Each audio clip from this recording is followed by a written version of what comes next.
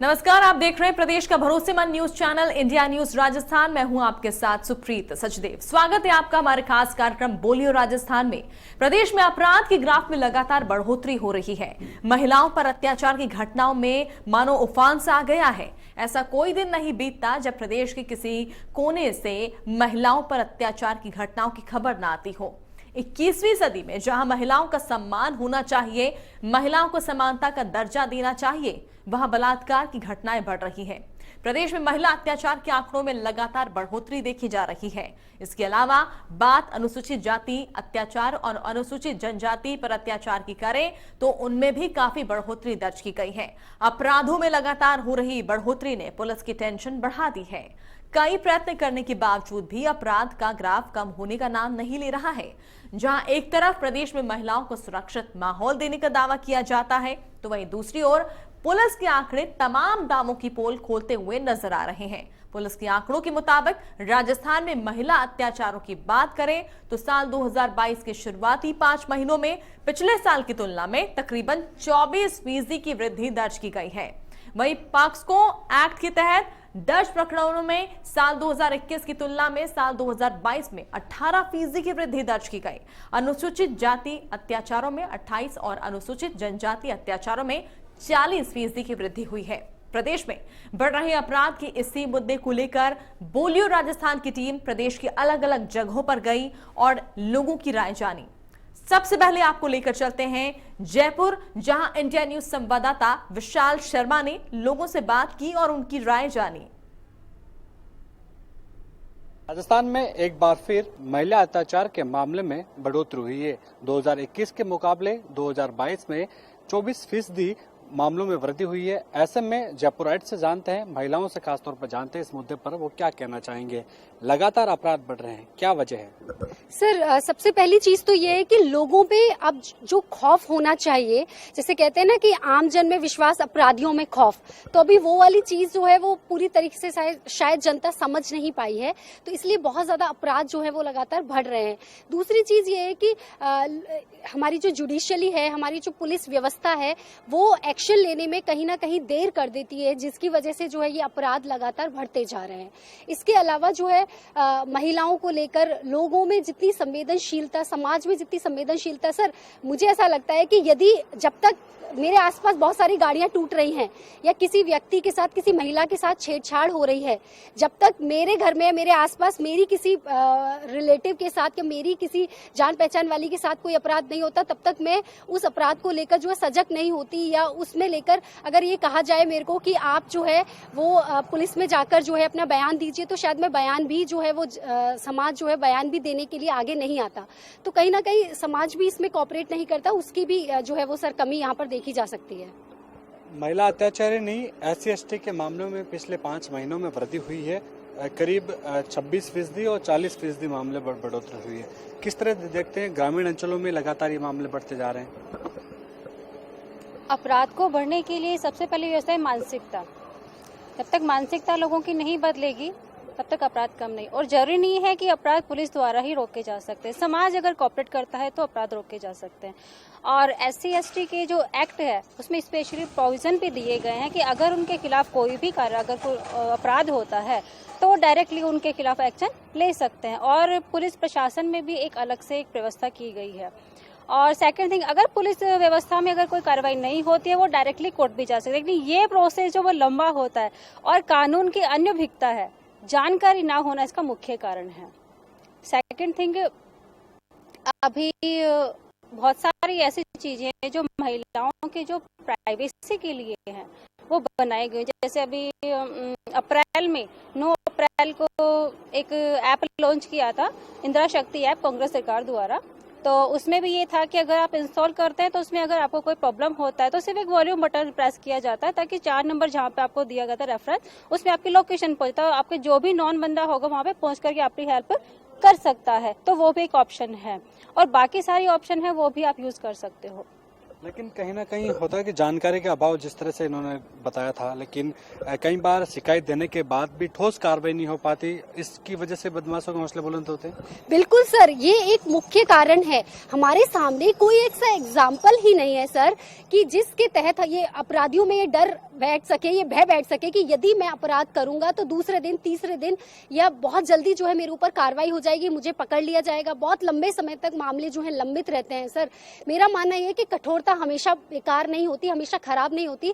कठोरता जो है वो कल्याणकारी भी होती है। आपको पता है कि कृष्ण ने सुदर्शन चक्र उठाया था, क्योंकि 100 गालियां तो उन्होंने भी माफ कर दी थी। आखिर हमारे सामने वो वक्त कब आएगा जब जुडिशियली और जब पुलिस प्रशासन, कानून इतनी जल्दी एक्शन लेगा और वो भी अपना सुदर्शन चक्र घुमाएगा और अपराधियों में जो है वो भय का जो माहौल है वो बनेगा और अपराध करने से लोग डरेंगे और अपराधों पर जो है वो लगाम लग पाएगी। बिल्कुल, कानूनी पेचीदगियां भी कहीं ना कहीं इसकी ओर साफ इशारा करती है कि उसकी जंजल में जो पीड़िता है वो नहीं फंसना चाहती, उसकी वजह से वो अपनी बात को दबा लेती है। जी, आपने सही कहा। एक बार समाज का प्रेशर देख लो या पारिवारिक प्रेशर देख लो या फिर जो प्रतिभावान जो व्यक्ति होते हैं उनका प्रेशर देख लो, उसको लेकर के महिलाएं हैं, ज्यादातर 50% महिलाएं इसकी शिकायत ही नहीं कर पाती हैं। वो कोर्ट तक जा ही नहीं पाती हैं कि हमारे साथ में ऐसा अत्याचार भी हुआ है। लेकिन आज का जो वक्त है उसकी परिस्थितियों को देखते हुए नारी को, द्रौपदी का अगर चीरहरण होता है तो खुद को शस्त्र उठाना पड़ेगा। यहाँ पे भगवान श्री कृष्ण नहीं आ पाएंगे तो महिला को ही स्ट्रांग होना पड़ेगा। बस बिल्कुल, कानून की पेचीदगियां अपनी जगह हैं और सबसे बड़ी चीज है कि जो आंकड़ों के पीछे की सच्चाई बहुत ही भयावह है, क्योंकि ये सिर्फ आंकड़े ही नहीं, इसके पीछे कई महिलाएं हैं जो कहीं ना कहीं पीड़ित हैं और कुछ और भी महिलाएं हैं जो कहीं ना कहीं अपनी आवाज मुखर नहीं कर पाती, थाने नहीं पहुंच पाती, इसी डर से कि कहीं ना कहीं कानून के जाल में फंस ना जाए। कैमरा सहयोगी गिरीश के साथ विशाल शर्मा, इंडिया न्यूज, जयपुर। तो प्रदेश में महिलाओं पर अत्याचार दिन प्रतिदिन बढ़ रहे हैं और ऐसे में महिलाओं का घर से बाहर निकलना मुश्किल हो गया है।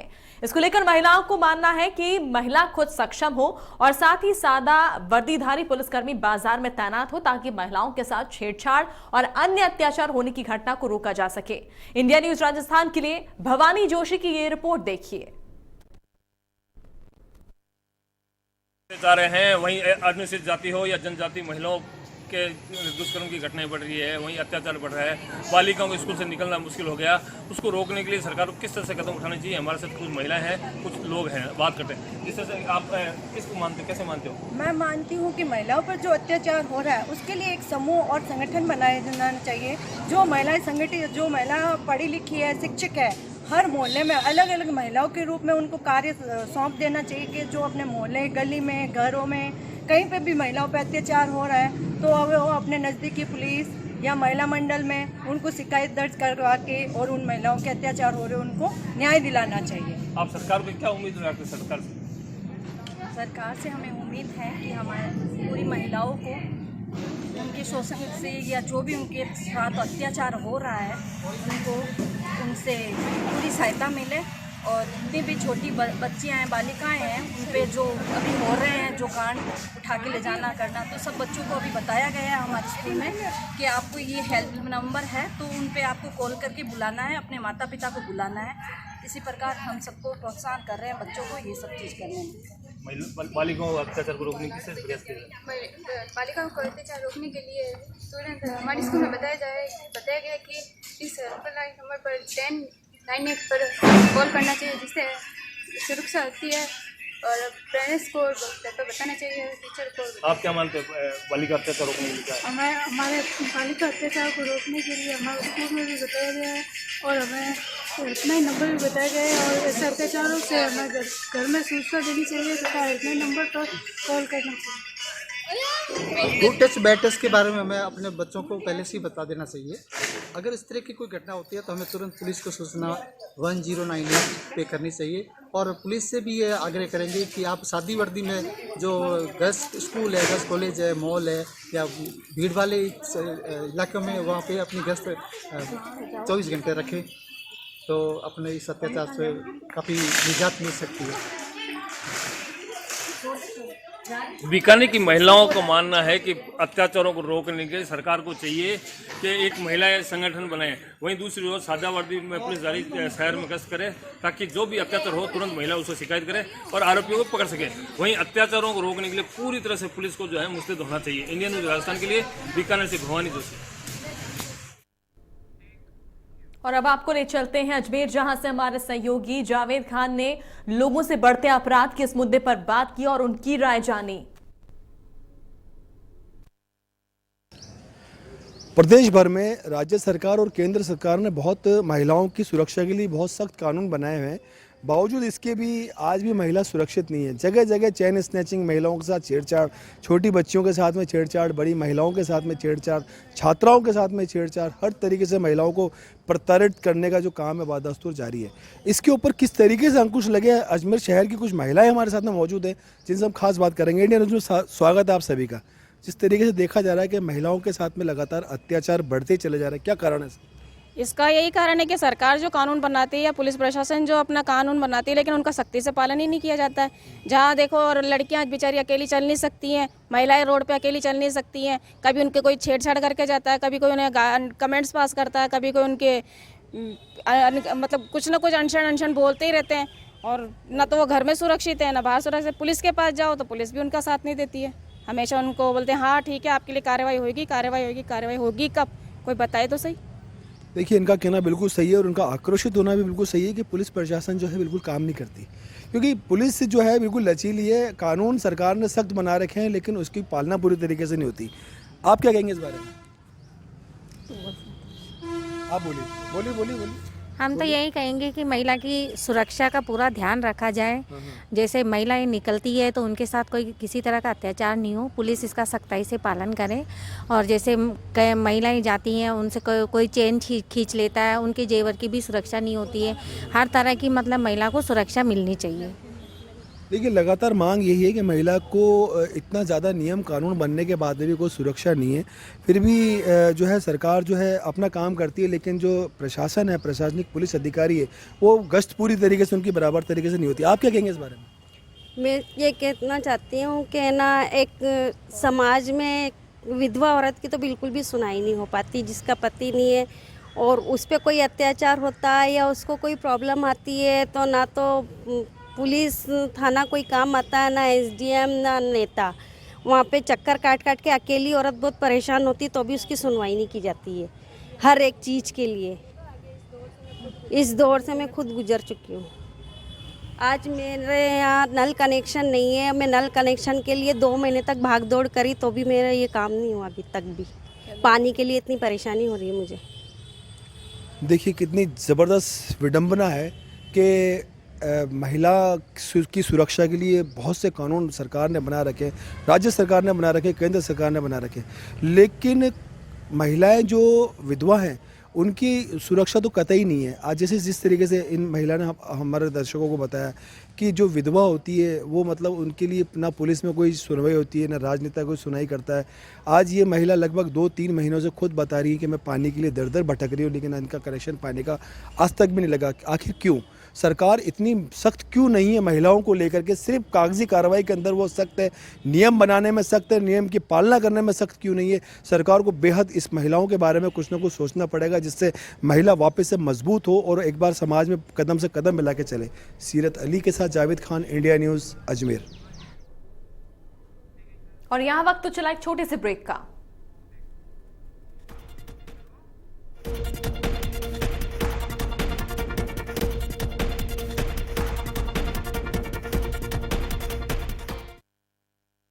एक तरफ देश में महिलाओं को आगे लाने की बात कही जाती है, लेकिन वहीं दूसरी तरफ उन पर हो रहे अत्याचार का ग्राफ बढ़ता जा रहा है।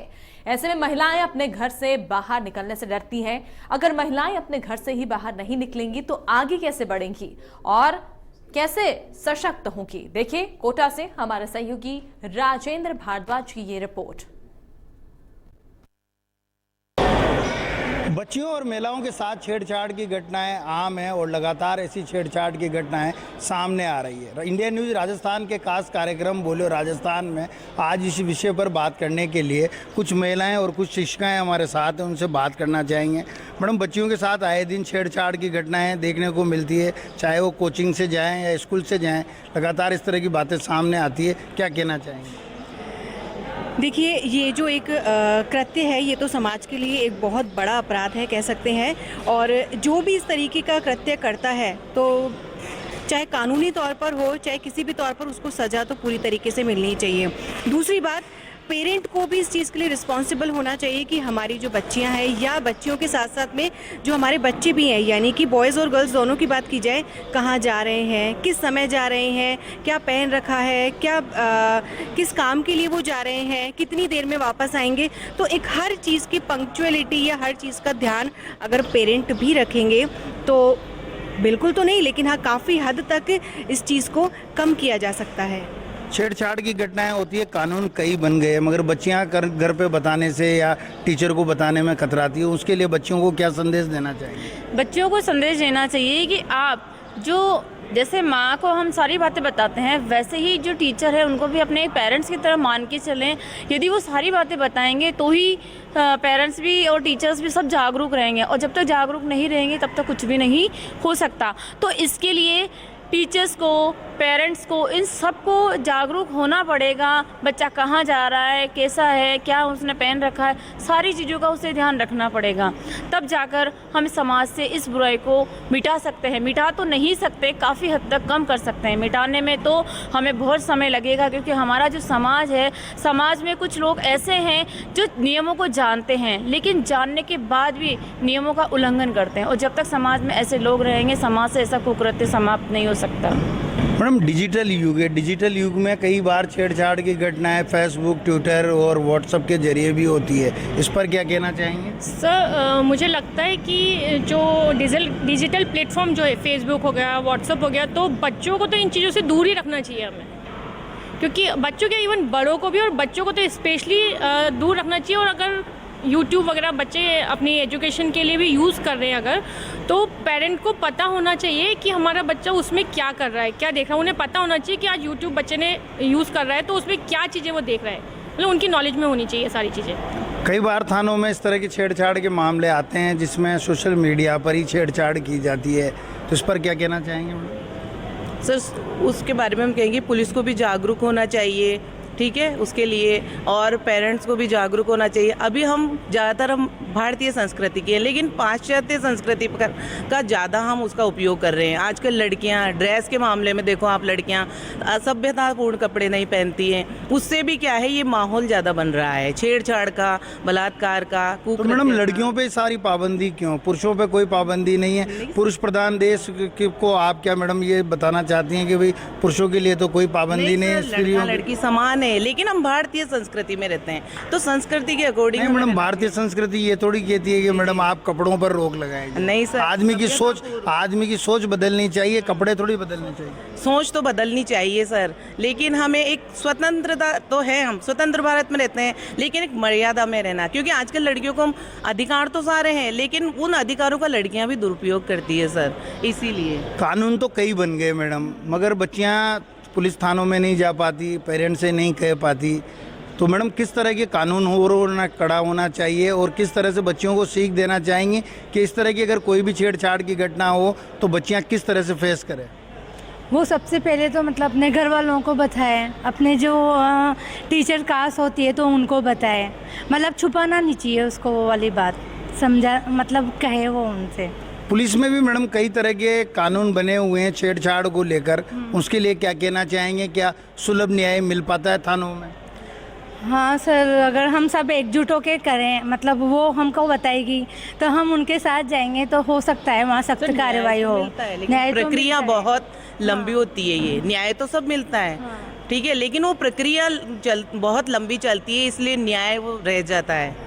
ये चीज़ है सर। समाज में छेड़छाड़ की घटनाएं बहुत बढ़ रही है, कानून कई बन गए, मगर न्याय की प्रक्रिया काफ़ी ढीली और लचीली है। इसलिए कहीं ना कहीं जो कानून बने हुए हैं उनमें कहीं ना कहीं अलग सा दृष्टिकोण देखने को मिलता है। कैमरामैन विक्रम सिंह चौहान के साथ राजेंद्र भारद्वाज, इंडिया न्यूज़, कोटा। और इसी के साथ खास पेशकश फिलहाल इतना ही। नमस्कार।